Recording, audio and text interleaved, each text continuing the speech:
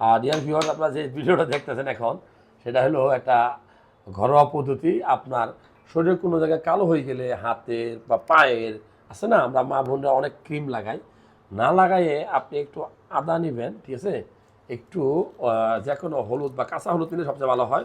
হলুদের গুঁড়া নিতে পারেন, কাঁচা হলুদ নিতে পারেন একটু, ঠিক আছে।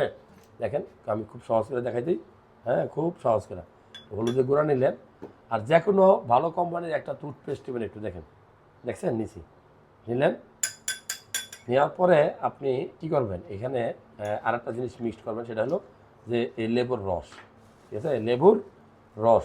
চাইলে একটু লবণ দিলেও দিতে পারেন, নাও দিতে পারেন, ঠিক আছে, হালকা করে দিতে পারেন। দেখেন লেবুর রস নিলাম, এই এই মিক্সচারটা দিয়ে যদি আপনি এই মিক্সচারটা দিয়ে যদি আপনি ওই কালো জায়গাটা বারবার ঘষেন, সব দিনে একবার করে কিছুদিন কাজ করেন, দেখবেন যে আপনার এই মিক্সচারটা